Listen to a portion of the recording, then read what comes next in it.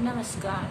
मैं Shashi Prabha Saraswat, associate professor Hindi, राजकीय कन्या महाविद्यालय सीकर। प्यारे बच्चों, नवीन सत्र 2021-22 में आप सभी का हार्दिक स्वागत एवं अभिनंदन एवं ढेर सारी शुभकामनाएं।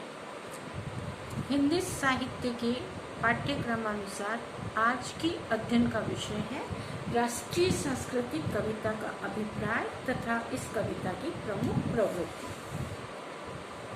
हिंदी साहित्य की काव्यधारा में राष्ट्रीय गरिमा और सांस्कृतिक ऊष्मा से भरी हुई कविताओं को राष्ट्रीय सांस्कृतिक कविता की संज्ञा से सुशोभित किया गया है। आदिकालीन कविता में जातीय संस्कृति का परिचय यहाँ वहाँ सर्वत्र हमें देखने को मिल ही जाता है। पृथ्वीराज रासो भारतीय संस्कृति का ज्वलंत उदाहरण है। भक्ति काल हिंदी साहित्य के इतिहास का गौरव काल रहा है। इस काल में लिखी गई कविताओं में भक्ति, नीति, दर्शन और सांस्कृतिक बोध कराने वाली अभिव्यक्ति मिलती है। रीतिकाल में भी कुछ कवि सांस्कृतिक चेतना की अभिव्यक्ति करते रहे हैं।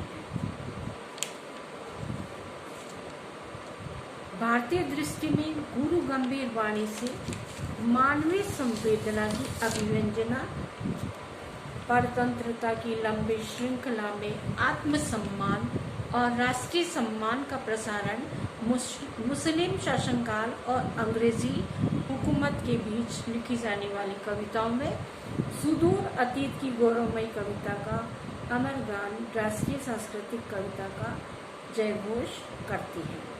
डॉक्टर नगेंद्र जी का मत है कि आधुनिक हिंदी कविता की एक अत्यंत प्रबल प्रवृत्ति उन कविताओं में मिलती है तो देशभक्ति का उच्चार है। इसके लिए राष्ट्रीय सांस्कृतिक शीर्षक अधिक सार्थक तथा व्यापक होगा। इस भांति देशभक्ति की ये प्रबल धारा कई रूपों में प्रवाहमान रही है। इन कविताओं में एक और जहाँ स्वतंत्रता प्राप्ति के लिए क्रांति और आत्मोत्सर्ग की प्रेरणा, अतीत की गौरव का गान, आत्माभिमान, देश का अभिमान, वर्तमान दशा को प्रदर्शित करना, तो दूसरी ओर इनमें स्वार्थ त्याग, कर्तव्य पालन, आत्मगौरव, देश प्रेम आदि प्रवृत्तियों को देखा जा सकता है। राष्ट्रीय सांस्कृतिक कविता का विकास आधुनिक काल की देन है। भारतेंदु और द्विवेदी युग की कविताएं छायावाद, प्रगतिवाद, प्रयोगवाद, नई कविता और अकविता जैसी परंपराओं में भी सतत विद्यमान राष्ट्रीयता की इस भावना ने निश्चयी साहित्य और जनजीवन में देश के प्रति सच्चे सम्मान का भाव प्रदर्शित किया है। समय के बदलते चक्रों में अंग्रेजी दास्तां में सिसक रही भारतीय जनजीवन की चिंतन की गहनता देकर कवियों को फिर से स्वप्न भंग से जगाया है और कविता राष्ट्रीय परिधान में लिपटी सौंदर्य दान देने लग गई। भारतेंदु काल आधुनिक काल की पीठिका है जिसकी कविताओं में देशभक्ति की भावना प्रबल रूप में प्रवाहित रही है। इस काल में राधाचरण गोस्वामी, भारतेंदु हरिश्चंद्र, प्रेमधन, प्रताप नारायण मिश्र और राधा कृष्ण दास आदि की कविताएं देशभक्ति को ही प्रदर्शित करती है। भारतेंदु ने तत्कालीन वर्तमान की सामाजिक विवशता और संकीर्णता तथा विषमता पर गहरा दुख प्रकट करते हुए कहा है, रोवम सब मिलके आवो भाई, रोवम सब मिलके आवो भाई, हा हा भारत दुर्दशा देखी न जाई, हा हा भारत दुर्दशा देखी न जाई। राष्ट्रीय सांस्कृतिक कविता की प्रमुख प्रवृत्तियों पर हम प्रकाश डालते हैं। पहली प्रवृत्ति आती है हमारी आत्म बलिदान की भावना। राष्ट्रीय भावना से ओतप्रोत द्विवेदी युगीन कवियों ने देश की परतंत्रता को अस्वीकार किया इनमें स्वतंत्रता प्राप्ति की ललक इतनी तीव्र थी कि इन्होंने आत्म बलिदान की आवाज उठाई। देश की बलिवेदी पर अपना सब कुछ लुटाते हुए सुभद्रा कुमारी चौहान की तत्परता इस भांति देखने को मिलती है।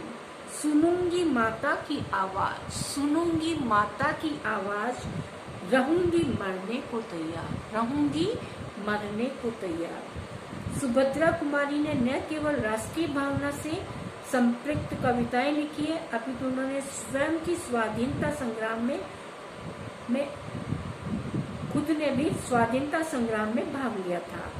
यही कारण है कि इनकी कविताओं में प्रखर आकर्षण है। आत्म बलिदान के लिए ललकारते हुए सुभद्रा जी कहती हैं, विजयिनी माँ के वीर सुपुत्र, विजयिनी माँ के वीर सुपुत्र, पाप से असहयोग ले ठान, पाप से असहयोग ले ठान, गुंजा डाले स्वराज्य की तान, और सब हो जाने बलिदान, और सब हो जाने बलिदान। दूसरी तरफ आत्म बलिदान के लिए प्रेरित योद्धाओं की अगवानी करते हुए माखनलाल चतुर्वेदी की आस्था मातृभूमि के प्रति निष्ठा दर्शाती है। तो इन पंक्तियों से तो बच्चों आप सभी वाकिफ हैं। छोटी सी क्लास से हमें ये सब पढ़ने को मिलता है। माखनलाल चतुर्वेदी की ये पंक्तियाँ शायद आपको याद होंगी। मुझे तोड़ लेना वनमाली, मुझे तोड़ लेना वनमाली, उस पथ पर देना तुम फेंक, उस पथ पर देना तुम फेंक, मातृभूमि पर शीश चढ़ाने, मातृभूमि पर शीश चढ़ाने, जिस पथ जावे वीर अने। दूसरा बिंदु आता है हमारा अतीत का गौरवगान। राष्ट्रीय धारा से संपृक्त होकर कवियों ने जहाँ एक ओर परतंत्रता की दास्ता से मुक्त होने के लिए वर्तमान में जागरण का मंत्र फूंका, वहीं दूसरी ओर अतीत की गौरवमयी परंपरा का बखान भी किया। वर्तमान की असंतुष्टि और अतीत का गुणगान इन कवियों की चिंतना रही है। केदी और कोकिला भारत भारती की गायक मैथिली शरण गुप्त का अतीत का गौरवगान कितना देखने योग्य है। भूलोक का गौरव, प्रकृति का पुण्य लीला स्थल कहाँ, फैला मनोहर गिरी हिमालय और गंगा जल जहाँ। इस भांति अतीत की उस कला, श्रेष्ठता, धैर्य, शौर्य और वीरता पर विचार करते हुए ठाकुर गोपाल चरण सिंह पूछते हैं, वह धीरता कहाँ है, वह धीरता कहाँ है, गंभीरता कहाँ है, गंभीरता कहाँ है, वह धीरता हमारी है, वह कहाँ बढ़ाई। क्या हो गई कलाएं कौशल सभी हमारे, क्या हो गई कलाएं कौशल सभी हमारे, किसने शताब्दियों की ली छीन सब कमाई, किसने शताब्दियों की ली छीन सब कमाई। स्वाभिमान और देश का अभिमान। राष्ट्रीय धारा के कवियों में देश की भौतिक, नैतिक, आध्यात्मिक संपत्ति के प्रति और इनकी रक्षा के निमित्त अपने को उत्सर्ग करने वाले वीरों, वीरांगनाओं के प्रति आत्माभिमान और देश के अभिमान के अतीत गौरवमयी अभिव्यक्ति देखने को यत्र तत्र मिलती है। सियाराम शरण गुप्त ने अपनी कविता बापू में इसी आस्था को इस प्रकार प्रकट किया है। प्राप्त इसे दूर के अतल से, प्राप्त इसे दूर के अतल से सत्य हरिश्चंद्र की अटलता, लब्ध इसे तारागृह मंडल से, लब्ध इसे तारागृह मंडल से, श्री प्रहलाद के अनंत शक्ति समुज्ज्वला, क्रुद्ध कुरुक्षेत्र के समर में, क्रुद्ध कुरुक्षेत्र के समर में साधा है अकाम ज्ञान कर्म योग इसने, पुण्यरत 5 जन्य स्वर में जीवन का पाया है अमर योग इसने। वंदनीय व देश जहाँ के देशी निज अभिमानी हो, वंदनीय व देश जहाँ के देशी निज अभिमानी हो, बांधवता में बंधे परस्पर परता की अज्ञानी हो। अगला बिंदु आता है पराधीनता के विरुद्ध संघर्ष। राष्ट्रीय सांस्कृतिक कविता में अंग्रेजों की पराधीनता और दमन के विरुद्ध संघर्ष की वाणी गूंजती रही है। कवियों ने भावना और विचारना, इच्छा और व्यवहार के स्तर पर स्वतंत्रता के लिए संघर्ष किया और इसके विरुद्ध अपनी कुर्बानियां भी दी।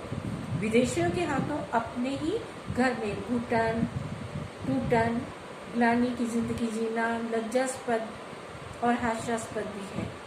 फलतः मैथिली शरण गुप्त, माखनलाल चतुर्वेदी, हीरालाल दिनकर, नवीन, सुभद्रा कुमारी चौहान, सोहनलाल द्विवेदी जैसे कवियों ने अपनी आत्मा अधीरता से स्वतंत्रता की चेतना को जगाया। इस संदर्भ में गुप्त जी की ये पंक्तियां बहुत ही दृष्टव्य है।